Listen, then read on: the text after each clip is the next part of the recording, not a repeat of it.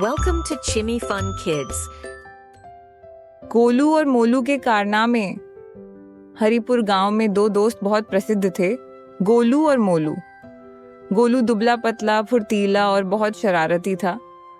मोलू गोल मटोल, खाने पीने का शौकीन और थोड़ा डरपोक।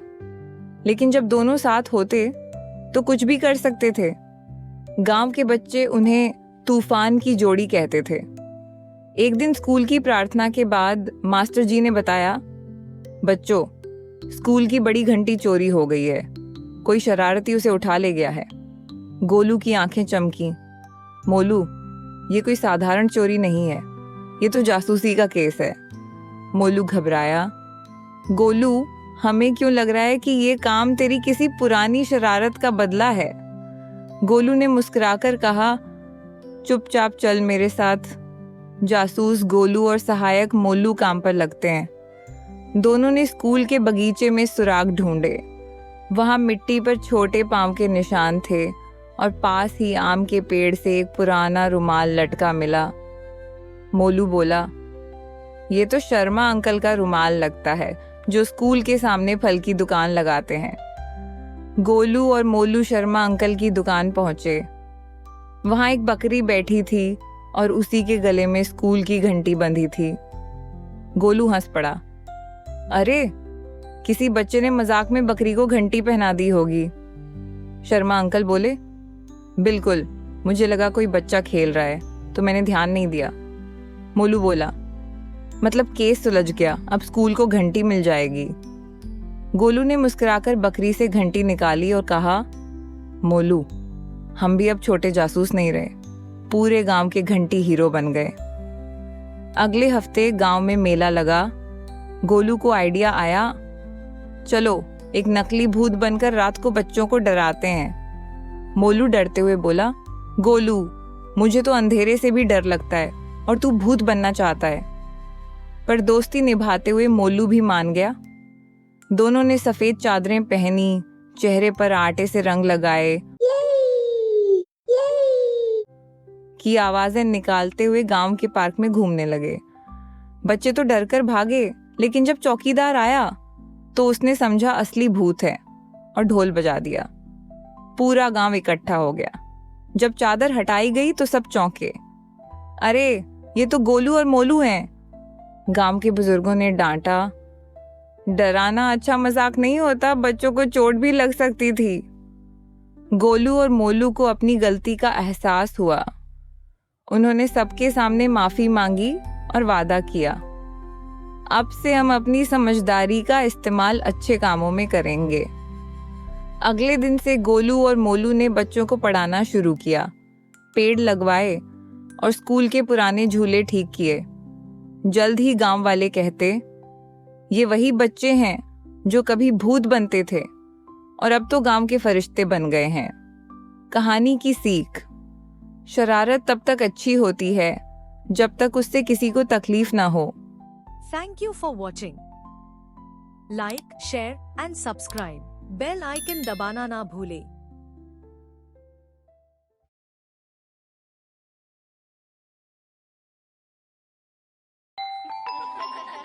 Welcome to Chimmy Fun Kids.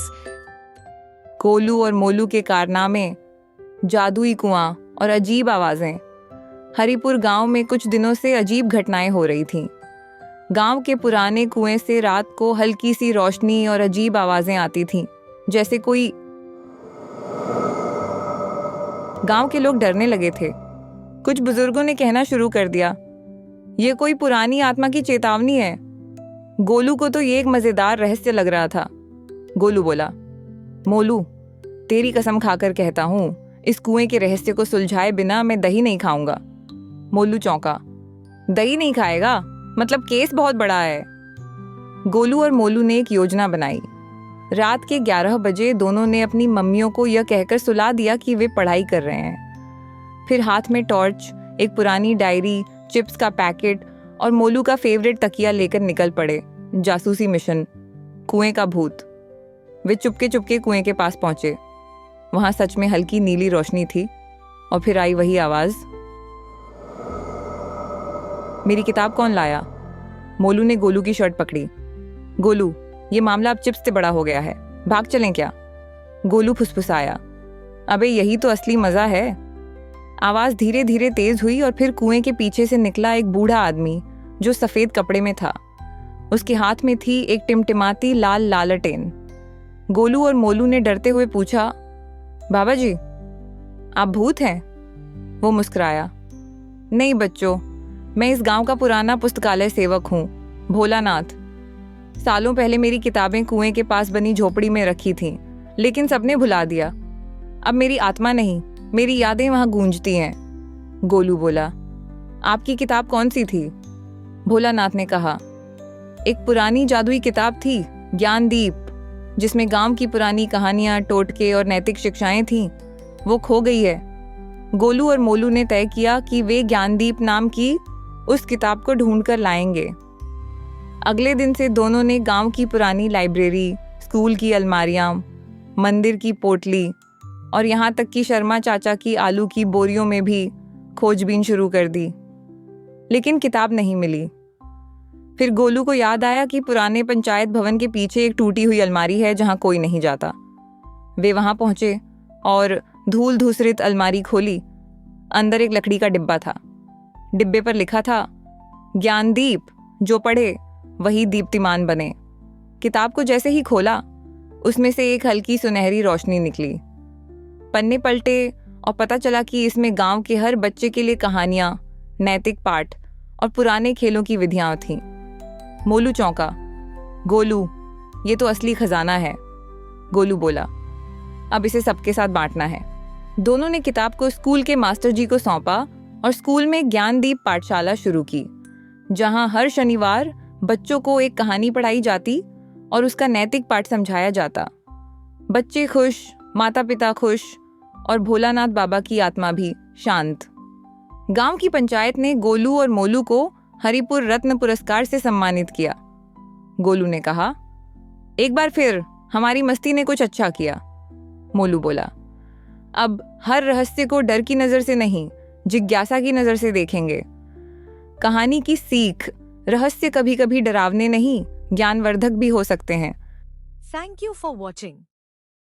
Like, share and subscribe. Bell icon दबाना ना भूले।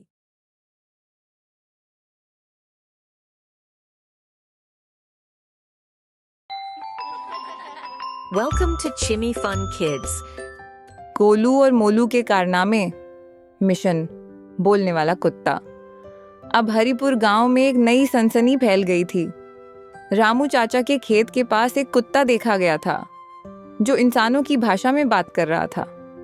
किसी ने कहा उसने पानी दो कहा, किसी ने सुना खतरा आ रहा है। गोलू को तो जैसे अपने कानों पर विश्वास ही नहीं हुआ। मोलू, अब तो ये केस हम ही सुलझाएंगे। इंसानों की तरह बोलने वाला कुत्ता, मजा आ गया। मोलू डरते हुए बोला। गोलू, बोलने वाला कुत्ता तो ठीक है, पर अगर उसने गाना गा दिया तो मैं डर के मारे बेहोश हो जाऊंगा। गोलू और मोलू ने उस खेत में एक टपोरी टाइप तंबू लगाया, नाम रखा कुत्ता खोज केंद्र। रात को दोनों ने बिस्कुट, दूध और कैमरा लेकर निगरानी शुरू की। करीब 12 बजे झाड़ियों से एक भूरे रंग का बड़ी आंखों वाला कुत्ता निकला। उसके गले में एक नीला पट्टा था। गोलू धीरे से बोला, अरे वही है। कुत्ता सामने आया, बिस्कुट खाया और फिर बिल्कुल साफ आवाज में बोला, तुम दोनों मुझे देख रहे हो, डर क्यों नहीं रहे? मोलू ने तो डर के मारे कैमरा ही गिरा दिया। गोलू बोला, तुम कौन हो और तुम बोल कैसे सकते हो? कुत्ता बोला, मेरा नाम है शेरू 700। मैं एक वैज्ञानिक प्रयोग का हिस्सा हूँ, लेकिन मैं अपने असली मालिक से बिछड़ गया हूँ। शेरू ने बताया कि वह शहर के एक वैज्ञानिक प्रोफेसर बनर्जी के साथ था। प्रोफेसर ने जानवरों में समझदारी बढ़ाने के लिए एक चिप बनाई थी जिसे उसने शेरू के दिमाग में फिट किया। अब शेरू इंसानों की तरह बोल सकता था, गिनती कर सकता था और तो और गूगल मैप की तरह रास्ता भी समझा सकता था। पर एक दिन उसे कुछ लोगों ने चुरा लिया और ट्रक से दूर गांव के बाहर फेंक दिया। शेरू बोला, अब मुझे शहर वापस जाना है, लेकिन मुझे पहचानने वाला कोई नहीं है। गोलू और मोलू ने तय किया, हम शेरू को उसके प्रोफेसर तक वापस पहुंचाएंगे। पर रास्ता आसान नहीं था। प्रोफेसर बनर्जी शहर में थे। गांव वालों को यकीन नहीं हो रहा था कि कोई कुत्ता बोल सकता है, और कुछ लोग शेरू को फिर से पकड़ना चाहते थे। गोलू ने एक प्लान बनाया। शेरू को स्कूल के वॉइस रिकॉर्डर में बुलवाया और शहर की साइंस यूनिवर्सिटी को चिट्ठी लिखी और पंचायत से अनुमति ली और शहर तक के लिए एक साइकिल ट्राली बनाई जिसमें मोलू और शेरू बैठे, और गोलू ने चलाया। रास्ते में 2 संदिग्ध लोग चश्मे और काले कोट में उनका पीछा करने लगे। गोलू ने चालाकी से गांव के कुत्तों को शेरू की मदद के लिए बुलाया। एक मोड़ पर शेरू ने जोर से कहा, अबे पकड़े गए, भागो, और गोलू ने ट्राली मोड़ दी। पीछा कर रहे लोग कीचड़ में गिर पड़े। शहर पहुंचते ही उन्होंने प्रोफेसर बनर्जी को खोज निकाला। जैसे ही शेरू ने उन्हें देखा, उसकी आंखें भर आईं। प्रोफेसर साहब, मैं वापस आ गया। प्रोफेसर ने गले लगा लिया और गोलू मोलू को धन्यवाद देते हुए कहा, तुम दोनों न सिर्फ समझदार हो बल्कि इंसानियत से भरे भी हो। कुछ हफ्तों बाद टीवी पर खबर आई, हरिपुर के 2 बच्चों ने बचाया वैज्ञानिक का बोलने वाला कुत्ता। गोलू और मोलू को शहर बुलाया गया। वहां उन्हें युवा विज्ञान मित्र का सम्मान मिला। गांव लौटने पर बच्चे दौड़े दौड़े आए और बोले, गोलू भैया, अगली बार कोई बोलने वाला बकरी मिले तो हमें भी बुला लेना। कहानी की सीख, सच्ची दोस्ती, समझदारी और हिम्मत मिलकर कोई भी मुश्किल हल कर सकती है। Thank you for watching. Like, share and subscribe. Bell icon दबाना ना भूले।